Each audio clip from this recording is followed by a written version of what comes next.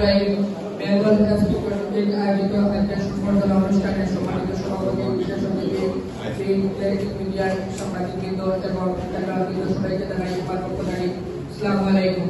আমি ধন্যবাদ জানাই বেঙ্গল ইনস্টিটিউটে সুন্দর একটা আয়োজন করার জন্য এবং একাডেমি করার জন্য। আমাদের কিন্তু ভালো কাজ বের করে আনতে হলে কিন্তু একাডেমির মাধ্যমে কিন্তু ভালো কাজ বের করা সম্ভব।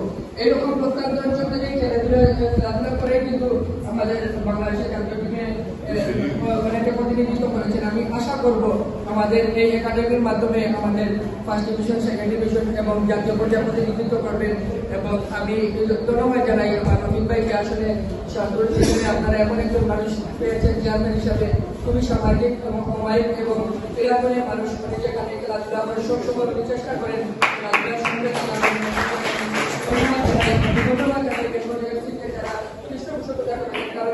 আপনাদের পৃষ্ঠপোষকতার কারণে কিন্তু এইরকম একটা একাডেমি কিন্তু এগিয়ে যেতে পারবে। আসলে আমাদের দেশে তেমন একটা সরকারিভাবে তেমন একটা ফাইন্যান্সিয়াল সাপোর্ট থাকে না একাডেমিগুলোকে এগিয়ে নেওয়ার জন্য। যদি আমাদের এলাকার বিত্তবান সাহিত্য সহযোগিতা না করেন, আমি আশা করবো আমাদের সেবাপুর এলাকাতে অনেকে ফুটবলাররা অনেকে বক্তব্য দিয়েছেন, সুন্দর সুন্দর বক্তব্য দিয়েছেন। আমি ওনাদের বক্তব্য শুনেছি এবং অনেক কিছু শিক্ষার এবং ব্যানার আছে, তোমরা যারা এসেছো ওনাদের বক্তব্য থেকে অনেক কিছু শিখতে এবং জানতে পারবে।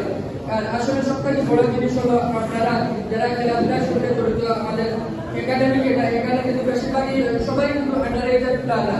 আমাদের সব থেকে পয়লা যে জিনিসটা দিকে বেশি লক্ষ্য রাখতে হবে সেটা হচ্ছে লেখাপড়া। লেখাপড়ার পর কিন্তু একজন মানুষকে সব থেকে বেশি পরিচিত করে দেওয়ার মাধ্যম হচ্ছে কিন্তু খেলাধুলা।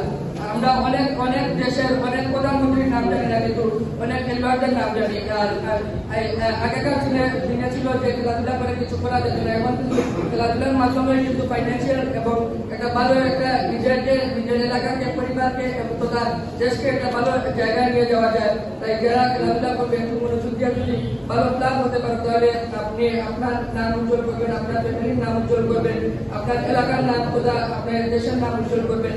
আমি আমার বক্তব্য এখানে দীর্ঘায়িত করবো না। আমি একটা জিনিস আপনাদের আমাদের যারা প্লেয়াররা রয়েছেন ওনাদের অনুরোধ করবো, আমাদের বেশিরভাগ আমাদের ছোট ভাইয়েরা কিন্তু মোবাইলে আসক্ত। আর মোবাইল আসক্ত থাকার কারণে কিন্তু আমরা বাক প্রতিবন্ধী একটা জাতি হিসাবে গড়ে উঠছি। আমাদের শারীরিক অনেক সমস্যা দেখা দেয়। তোমাদের অনুরোধ থাকবে তোমরা যারা লেখাপড়া করছো, লেখাপড়া করে বিকেলের যে সময়টুকু আছে মোবাইলের সময় না দিয়ে যদি মাঠে এসে সময় দাও তাহলে তোমাদের শারীরিক এবং মানসিক বিকাশ করবে। এবং আরেকটা জিনিস অনুরোধ থাকবে, রাত্রে আমরা সবাই সবাদ করবো এবং আমাদের কোচ আছেন সালাউদ্দিন ভাই, ওনার মাধ্যমে আমি অনুরোধ করবো আপনার প্লেয়াররা যারা আছেন আপনি রাত্রে ওনাদের নিষেধ করবেন যে রাত্রে মোবাইল বেশিক্ষণ টিপতে না। কারণ আমরা মোবাইল যত বেশি টিপবো আমাদের রাত্রে ঘুমাতে তত বেশি হবে, আমাদের শরীরে এনার্জি বেশি লস হবে। পরবর্তীতে আমাদের লেখাপড়া এবং বিকালে খেলাধুলা করতে আমাদের সেই এনার্জি থাকবে না। এখানে আমি আমার বক্তব্য বিকাশিত করছি না, আমাদের দুজনটা বক্তব্য দিবেন এই আশা এবং প্রত্যাশা রেখে আপনাদের দোয়া, আশীর্বাদ এবং প্রার্থনার মাঝে আমাকে রাখবেন। আল্লাহ হাফিজ।